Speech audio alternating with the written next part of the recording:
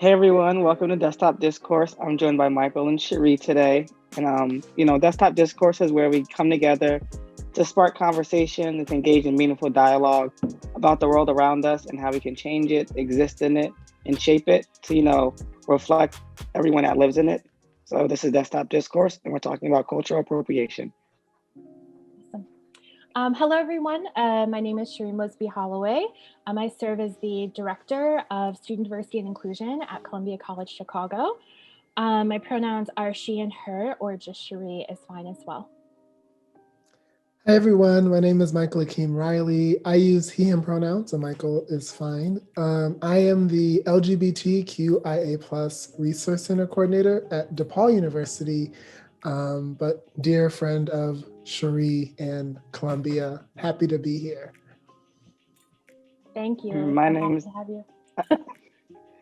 Isaiah, and I use they, them pronouns. And what's your major, Isaiah? Yes, my major is television and cultural studies.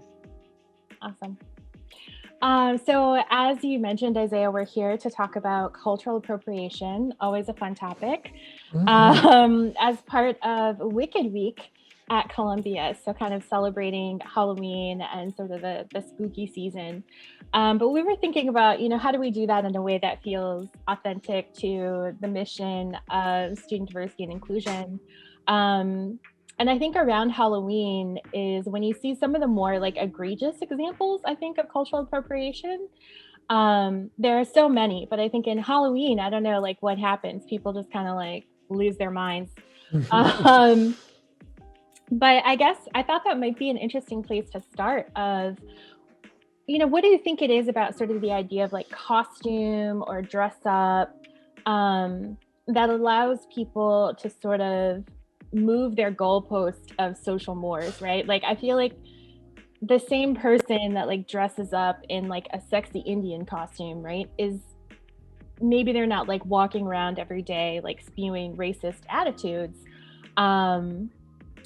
but will not see a problem, right, with wearing a costume like that. So I don't know, what do you think it is about this idea of costume and dress up that just invites cultural appropriation?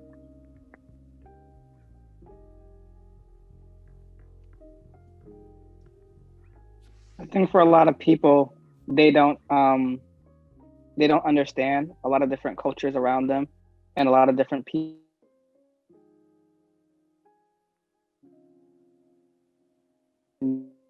dress up as them, and try and make it seem as if they're giving them some kind of space to exist, or they're feeling as if that they're doing them a favor by wearing them as a costume, especially white people, particularly.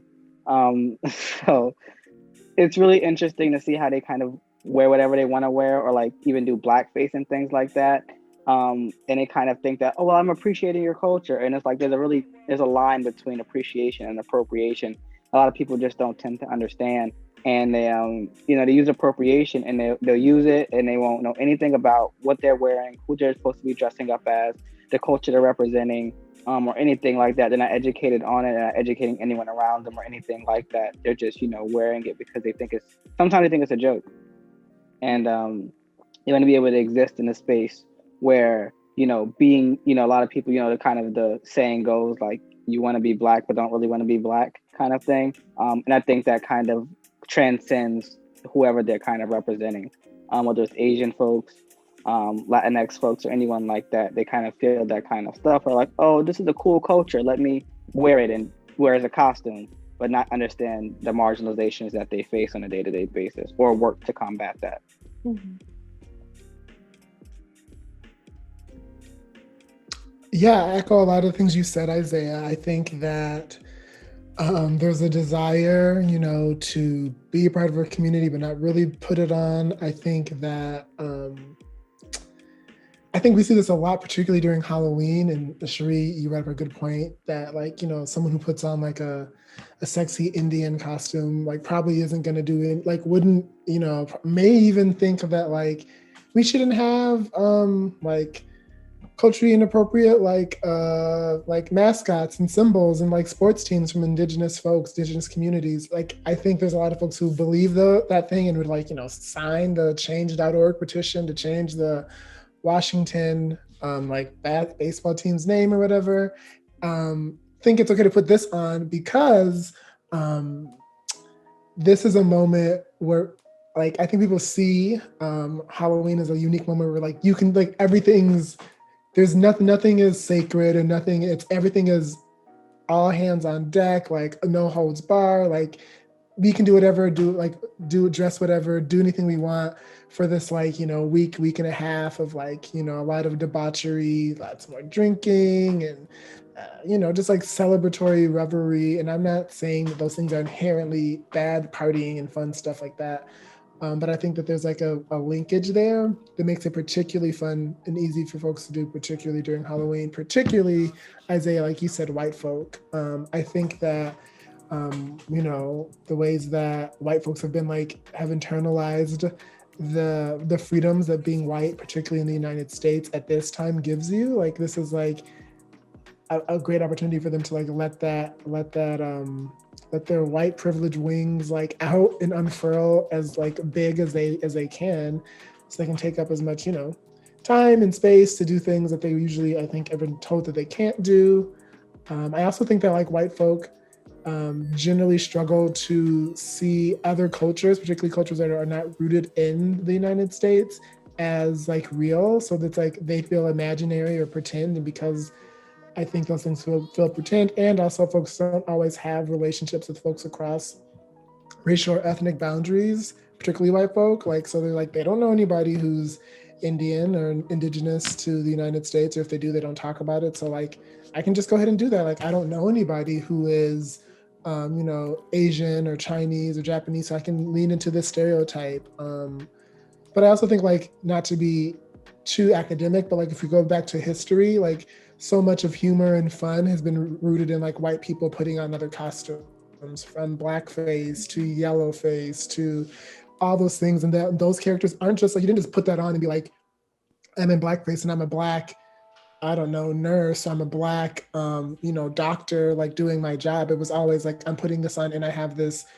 I'm here for humor. I'm just like, I'm like a homeless person, or I'm like someone who's like delivering your food. I'm just here for comedic relief. And so I think because of that connection, folks are like really excited to think about these cultures in ways that it's like, I think it's been a part of the American psyche, is to like see them as mostly as jokes and things to make light of, not as like pivotal, impactful parts of our communities and our worlds.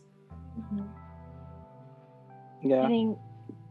Yeah. I was just gonna say, I think it's all of these ways in which we've been taught through a white supremacist like racial system and regime to other people. And even if you're not, I don't often, Isaiah and Mike, I mean, you both know this, like implicit bias is a tricky space for me.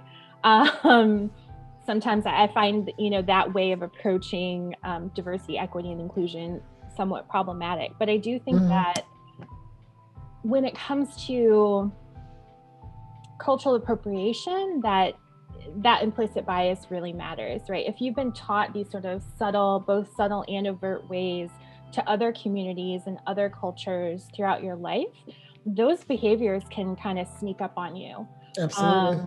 I also think that there's a misunderstanding of cultural appropriation itself.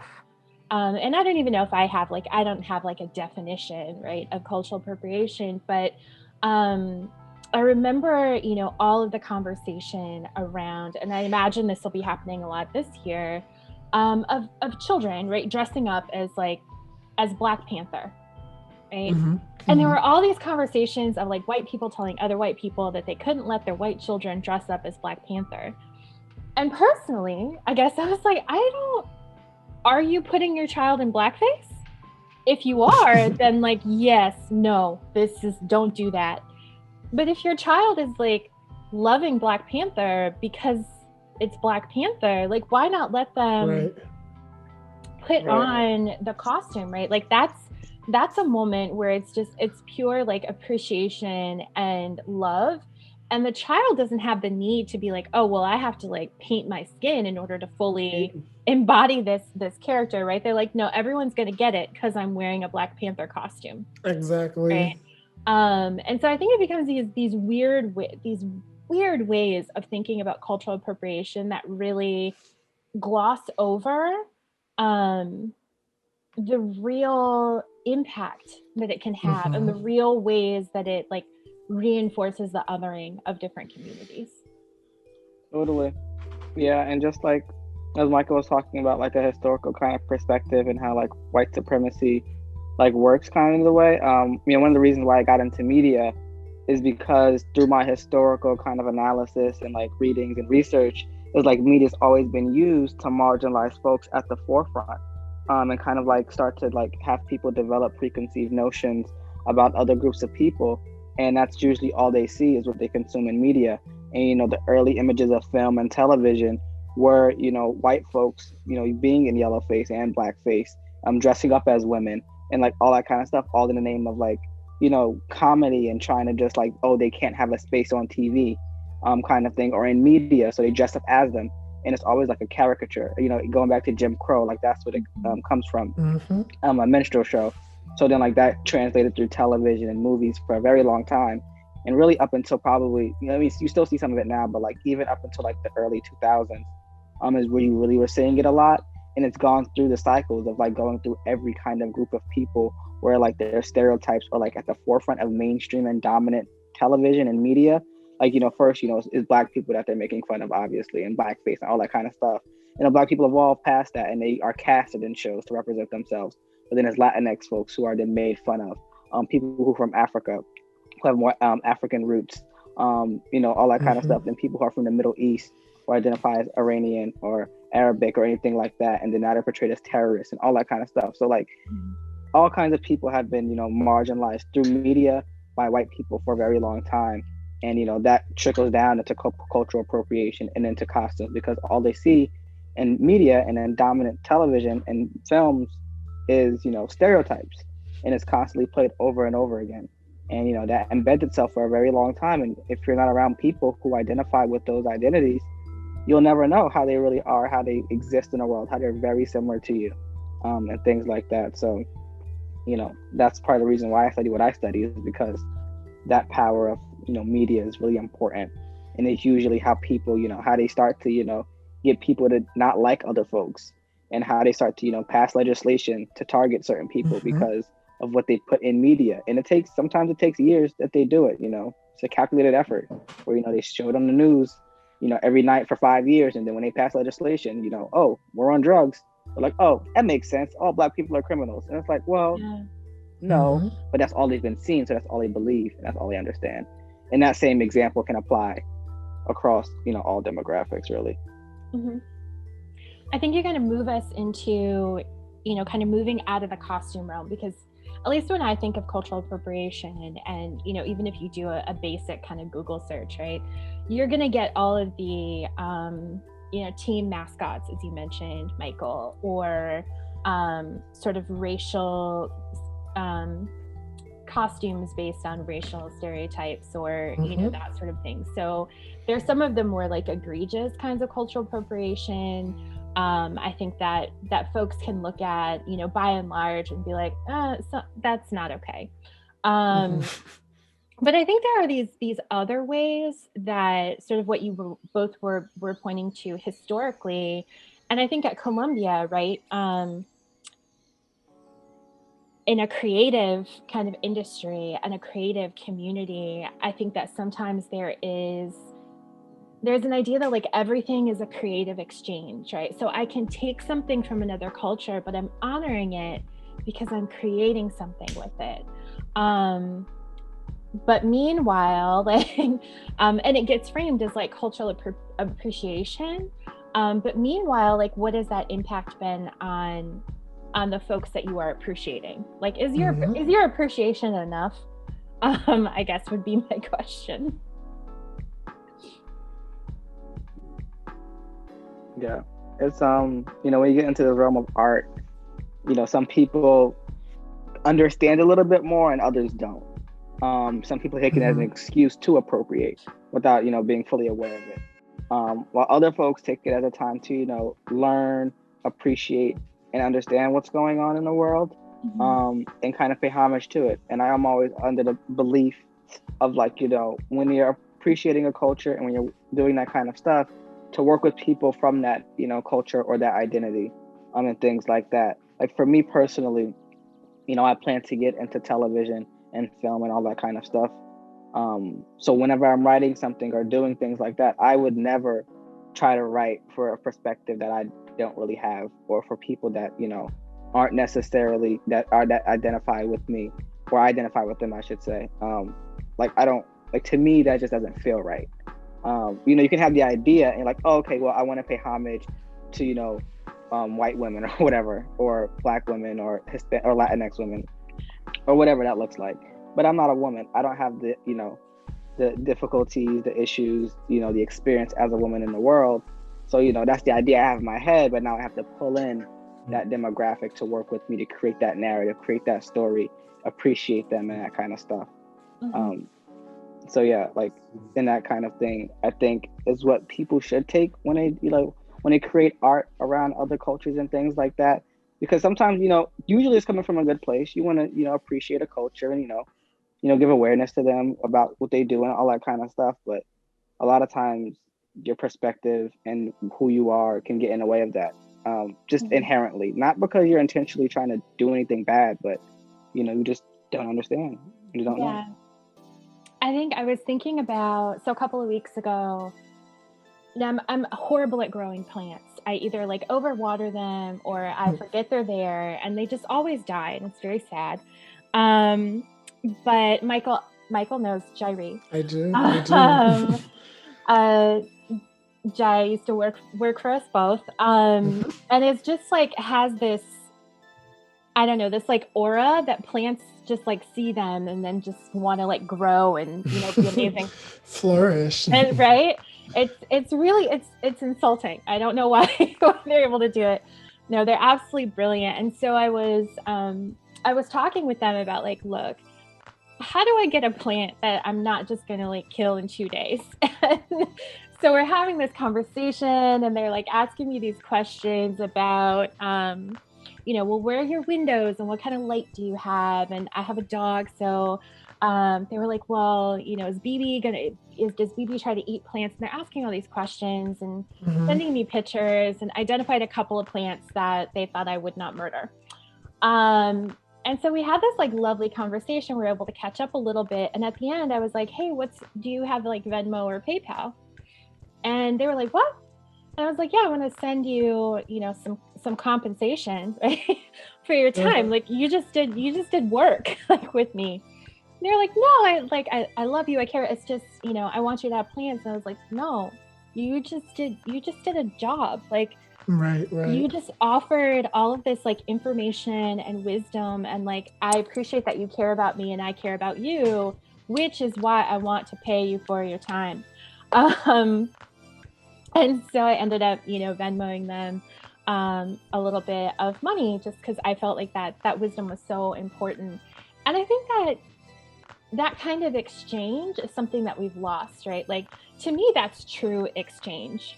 I think that, sometimes like recognition or even credit just isn't really enough. Like even in artistic spaces, right, where it might be seen as like offside to talk about compensation or reparations even.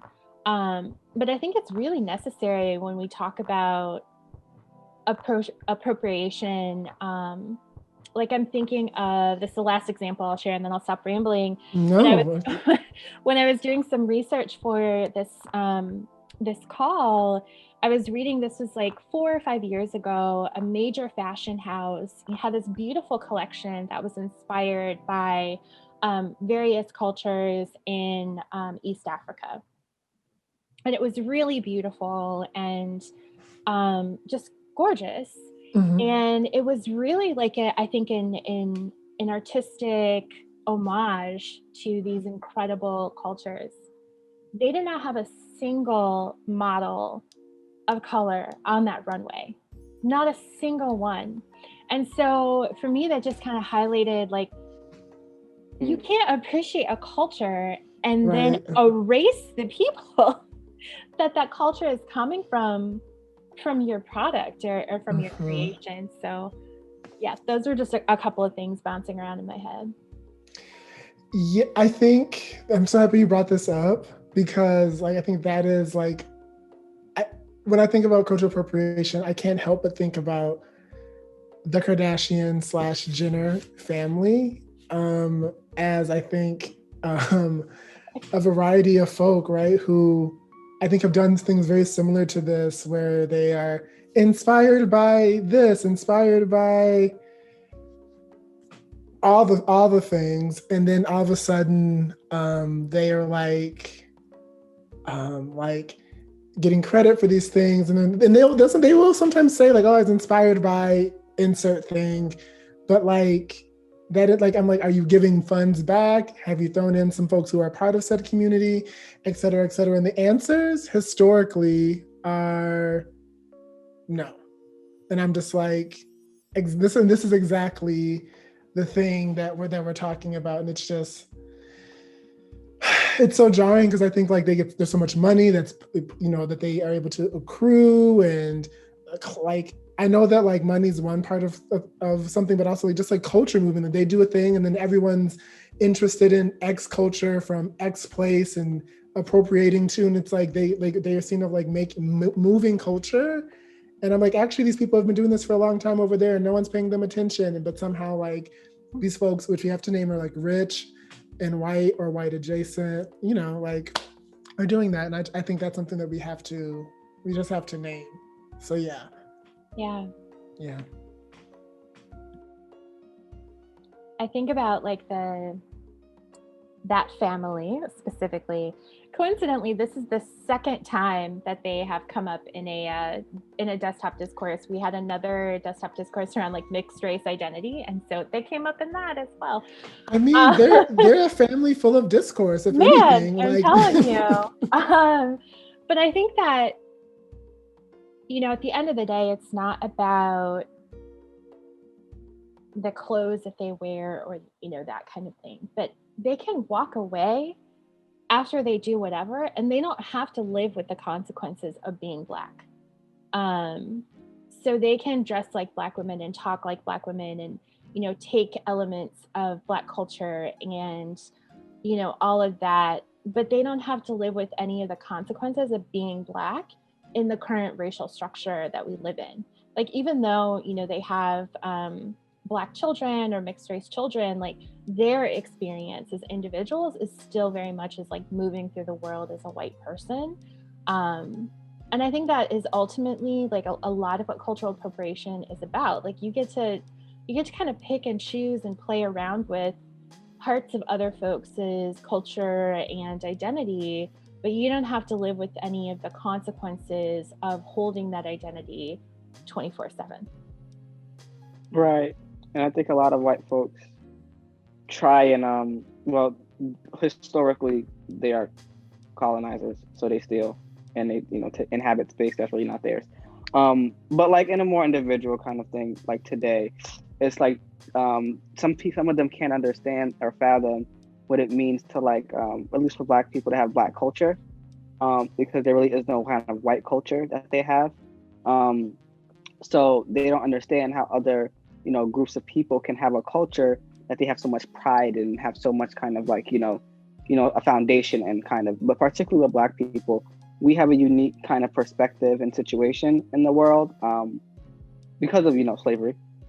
Being so far removed from your identity and your historical origins for a lot of people, whether it's being displaced, and, you know, ending up probably in the Caribbean or in South America, you know, or even, you know, in North America, of course. You know, we're so far removed from our history and what we were able, you know, who we are and kind of stuff. So now we've created from scratch a culture and something to be prideful in. And, you know, like Black pride, Black culture, all that kind of stuff comes from, you know, struggles of civil rights and, you know, Black power and revolutionary movements. That's where all of that stuff comes from. That's where it's birthed out of, because we have pride and we're able to overcome, but we're able to create and contribute in spite of everything that's happened to us. whereas white people and their white pride is rooted in white supremacy and, you know, the ailments that they've caused to the world. And I don't think they understand that. They don't understand how we can have, you know, Black culture and, you know, just be, you know, living carefree in that moment. And, you know, they exclude us from so much. And then we go out and create our own, and we're fine with that. And then they get mad because we haven't included them in that development. And I think that's just their inherent, you know, what they want to go to, because if they just have to stay within the realm of whiteness, there really is nothing for them, because whiteness can't be defined without Blackness, because they're, you know, they're in constant, you know, pulling of each other. So it's hard, and they have to constantly grapple with that. And a lot of them don't. They choose not to. They don't understand it. So then they turn to, you know, cultural appropriation, whether they understand it or not, because they have no culture, and they try to, you know, pick and choose from others, because they have a really big identity crisis, a bigger identity crisis than I think most people in the world have, because they don't know who they are, because they've historically stolen and, you know, taken over places that aren't for them, from Indigenous folks, from Black folks, from Latinx folks, from Asian folks. Like, that's just, you know, their history for a very, very, very long time. And they're so far removed from their identity that they try to take everyone else's.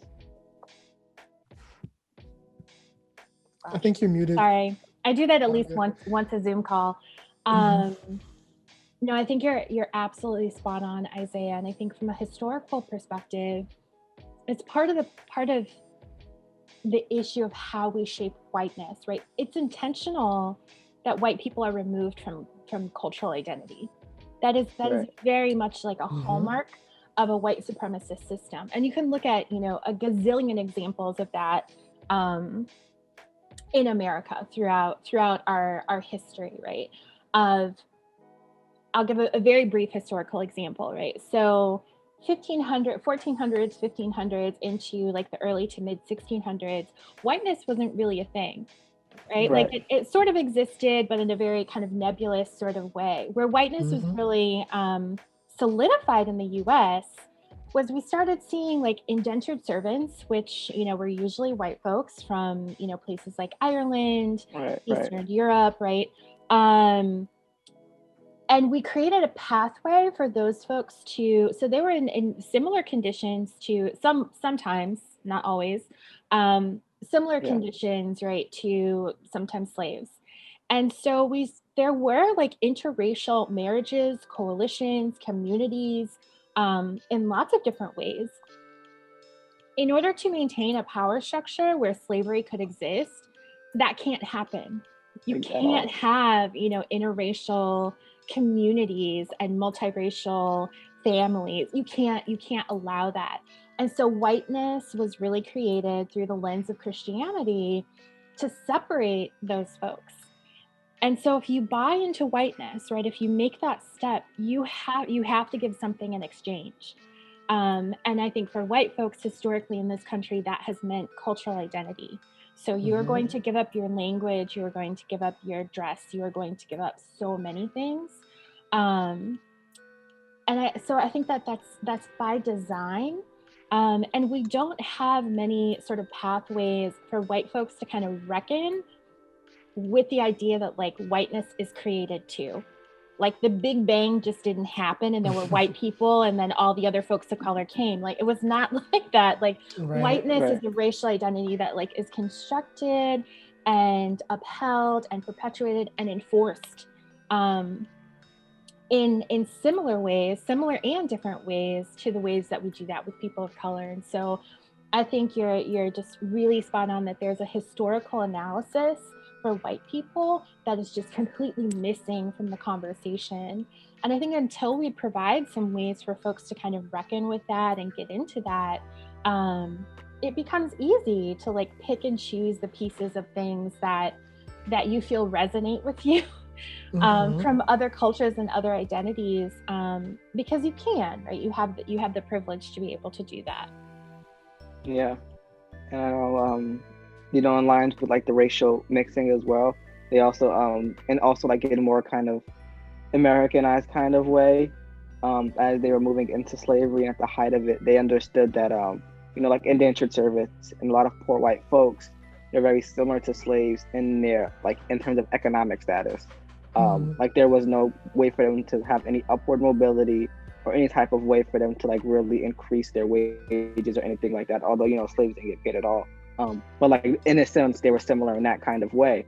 So, you know, white elites and white slave owners and things like that had to, you know, incentivize poor white folks to, you know, have some power over black people. Like, oh, you're better than them. You can police them. You have control over them. You can do this. You can do that. So these poor white folks who have basically almost nothing over, you know, slaves felt as if they had, well, enslaved people, excuse me. They felt as if they had this kind of, you know, superiority. And that's where it all comes from. And they kind of like, that's where police kind of, you know, police patrols and all that kind of things originate from, in a way that we see them today. And like protecting property in more of a government kind of way.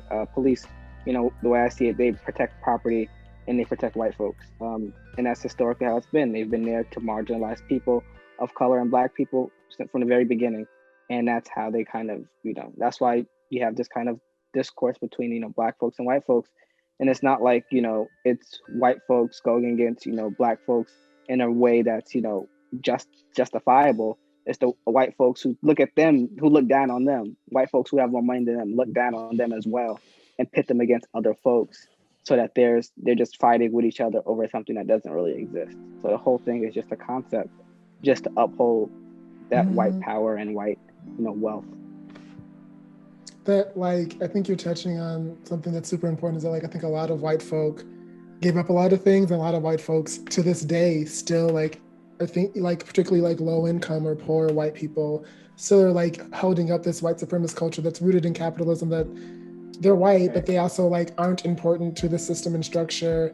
They're not benefiting anything from it, but because whiteness in itself, like, is enough for them. And in some ways it is. Like, I think that there is privilege that white poor people do hold by being white, but I think that there's this weird wonky spot, right, that like they can then like, you know, vote against their best interests. They can lean into system structures thinking that they're closer to like these billionaires, Trumps and things like that. And I'm like, girl, you are poor. Like, you are way more connected. Your lived experience is always going to align far more with like low income Black and brown and indigenous communities in some ways, but that gets flattened because I think they can just like opt into whiteness. And even though they haven't made it, they like lean into that.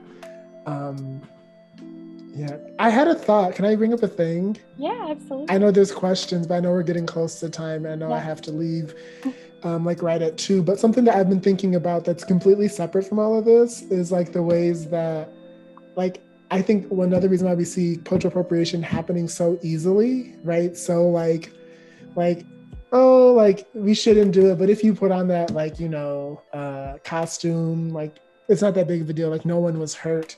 I think it's because I feel like cultural appropriation or lack of anything for any kind of culture, folks, how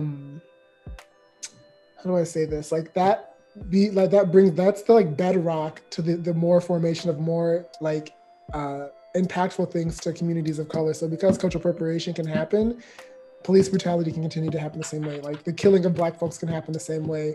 The like all the missing Native and Indigenous women to the Americas can continue to happen. No one's going to care about that because the culture itself is already a thing that's just a joke or not seen as important or something I can just put on as a costume, as opposed to like living, breathing communities and people. Like, that's why everything can happen, is because, not everything, but so much misinformation and like hurt and harm that communities of color face is from the fact that we also like the cultural appropriation allows for that. It's like a weird kind of like 0.5 step first before we get to the actual actions and things like that. And I don't know if we as a world like always do the best job linking the two, because it is kind of complicated to be like, well, how does someone putting on like a sexy Native American outfit, how does that compare to like the erasure of Native American women? Like, I don't see the linkages, but if you like begin to think deeper about lack of care, so the lack of care from like systems and structures, and the ways in which there's like connections to you know, crime and death and dangerous situations that allow for it all, just like kind of sort of gets, if you want to sit down and like get to it, it's like that meme of that one person like with all the strings. I think it's from like some bad show from FX. What's that? It's Always Sunny in Philadelphia. Yeah. And there's like all those And it's like, that's what it is. If you sit down and you break down, like, but wait, it's all connected. But I think we have to like agree to do some of that work, and it's not fun. And it's generally, but then it's not actually that much fun. I mean, I kind of like it, but it's not that much fun than to see our complicity in so many of these structures and systems. Yeah. I think, I think about the pyramid of violence that you'll often see in like sexual violence work, right? Prevention work. Is you can't have some of the more egregious forms, right? Or what we think of as like the most egregious forms of sexual violence, murder, abuse, assault, without kind of setting the stage for those things to happen. So the subtle ways that you devalue consent, that you devalue sexual agency, the ways in which we support rape culture in a variety of different ways, right? You can't have like, you really are laying the foundational work for those more egregious forms of violence. And I think, and you can look at different sort of modalities of oppression and apply the same kind of paradigm, right? And so I think you're right, Mycall, in that, we can't create the conditions for those egregious forms of oppression without those things that uphold the foundations of those oppressive systems.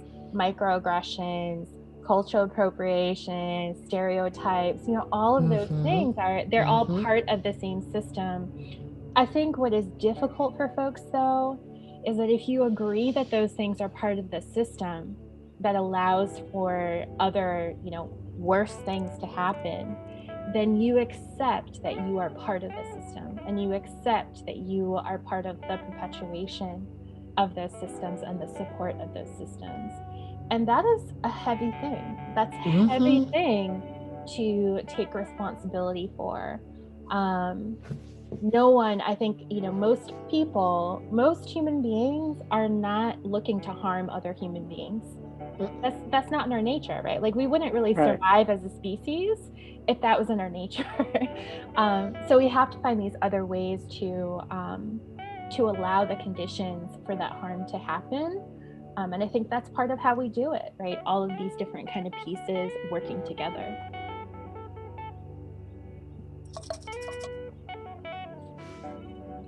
I know, Mycall, you mentioned we are about out of time. I really could just talk to you both all day. I know. I'm sad that we have to end, honestly, because I think there's so much more to talk through. Like, so many more ways in which appropriation like comes up, and I had really weird conversations with like communities of color being like, "Why can't appropriate other communities, right?" And I'm like, I don't know. Like, that's not.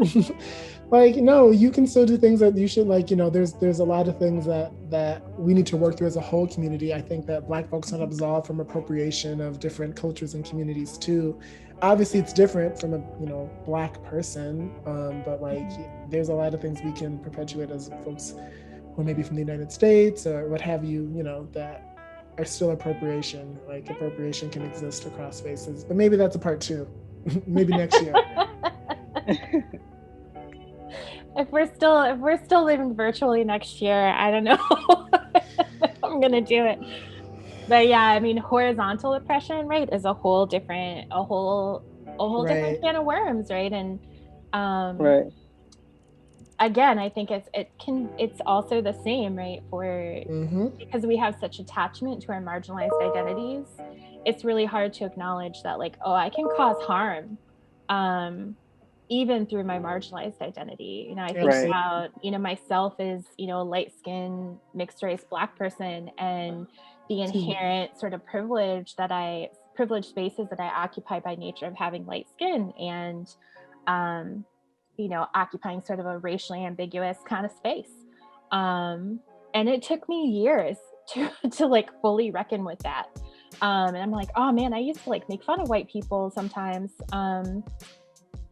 when I was younger about sort of the guilt and shame, right, that they would feel around acknowledging their privilege. And then I found myself in a variety of, just because I have a variety of privileges, right, I found myself sort of working through those same things, which in terms of empathy building is fantastic, but it just doesn't feel good in the moment. Nope. Right.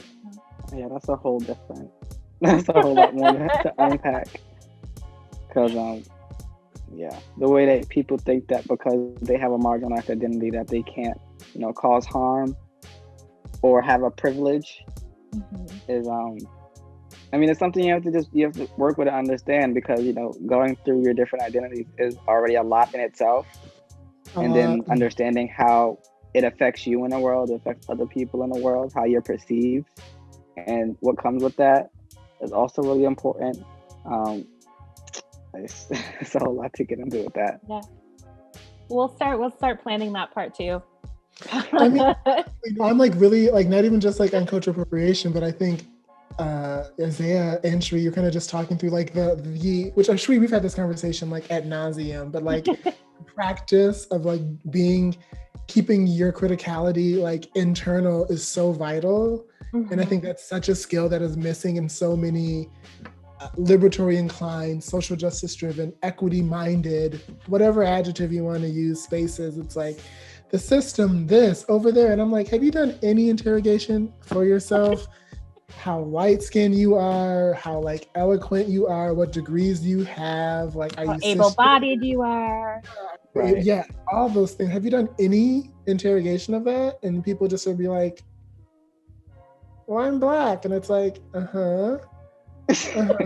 like, yeah, babes, I know, like, yeah, you are, that you are. And what else makes your personal constellation? And I do want us to get to a spot where that's somehow something that people can, I don't know, practice more. I feel like COVID's a good time for it, because when else do we have to have this stillness, this being? But I'm not doing it enough for myself, but I feel like communities around me are also on that same wavelength.